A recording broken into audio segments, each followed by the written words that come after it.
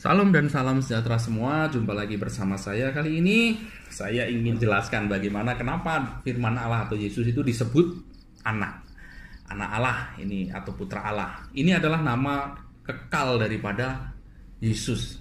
Yesus itu kan nama kemanusiaan, sedangkan anak Allah itu adalah nama dari firman Allah ini. Di dalam ajaran Kristen tidak pernah ada yang mengajarkan Allah itu beranak seperti manusia.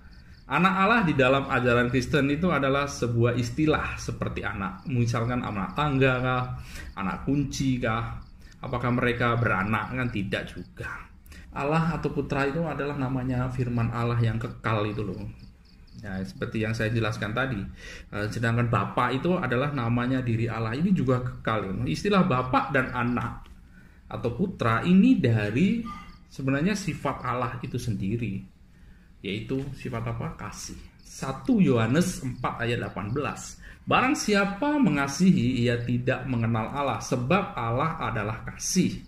Allah adalah kasih, tidak sama dengan Allah Maha Pengasih. Mengasihi itu ada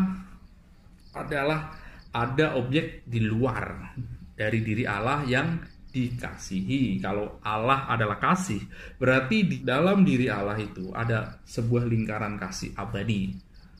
Lingkaran kasih apa itu?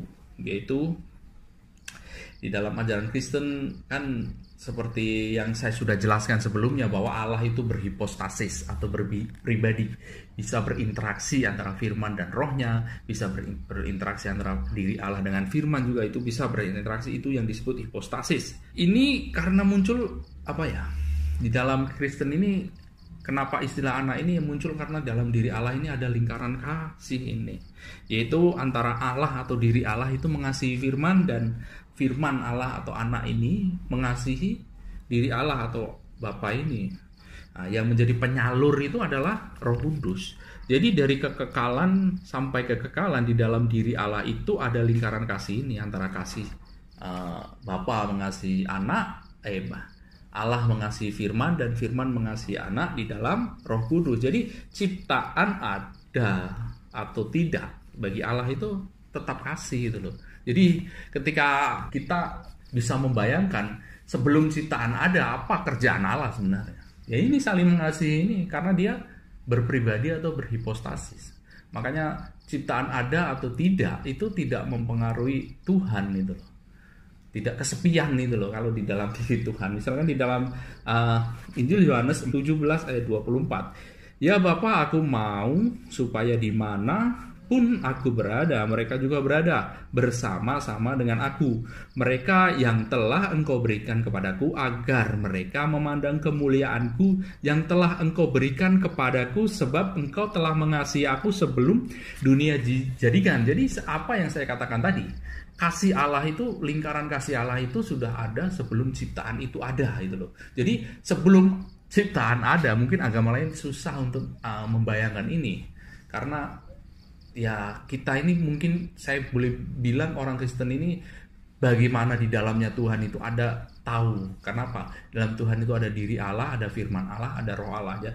Jadi sebelum ciptaan itu ada, pekerjaan Allah ini apa? Mengasihi firman-Nya, dan firman-Nya mengasihi Allah melalui rohnya. Lagi di dalam Yohanes 14 ayat 31. Tetapi supaya dunia tahu bahwa aku mengasihi Bapa, dan aku melakukan segala sesuatu seperti apa yang diperintahkan Bapa kepadaku. Jadi antara timbal balik inilah. Ini dua ayat ini yang membuktikan bahwa di dalam diri Allah itu ada lingkaran kasih antara firman dan dirinya Allah, antara Allah dan firman ini. Jadi kekekalan itu, sekali lagi saya mengatakan bahwa ada di lingkaran kasih ini. Lingkaran kasih ini yang akan menimbulkan ciptaan. Jadi ciptaan itu ada, itu karena kasih Allah ini yang mau menjangkau keluar daripada dirinya itu loh. Dirinya. Jadi kasih penciptaan itu diciptakan karena kasih ini gitu. Jadi ciptaan itu ada memang karena kasih Allah ini yang mau menjangkau keluar daripada dirinya. Maka untuk kasih Allah itu bisa menjangkau keluar, makanya Allah menggunakan firman-Nya untuk bisa membuat sesuatu atau menciptakan segala sesuatu.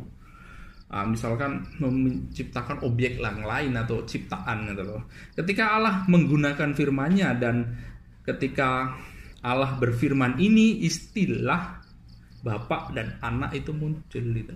Jadi dalam kekekalan sudah ada istilah Bapa dan Anak ketika Allah mau menciptakan segala sesuatu. Allah yang berfirman itulah yang disebut Bapa, sedangkan firman yang difirmankan Allah itulah yang disebut Anak atau Putra. Jadi istilah Bapa dan Anak bagi Allah bukan berarti Allah itu beranak, tapi istilahnya adalah Allah mewahyukan firman-Nya itu loh. Allah yang mewahyukan firman-Nya itulah yang disebut Bapa. Firman yang diwahyukan itulah disebut Anak. Jadi berarti bukan Allah itu beranak. Jadi Kristen sendiri agama yang memang meyakini bahwa Tuhan itu bukan beranak seperti manusia itu loh. Jadi istilah Anak Allah dan Bapa itu muncul dari Tuhan ketika mau menciptakan ciptaan. Yang berfirman itulah disebut Bapa, dan yang firman itulah yang digunakan Allah itulah disebut Anak. Jadi itulah munculnya istilah antara Anak dan Bapa di dalam Kristen itu loh. Terima kasih, Tuhan memberkati.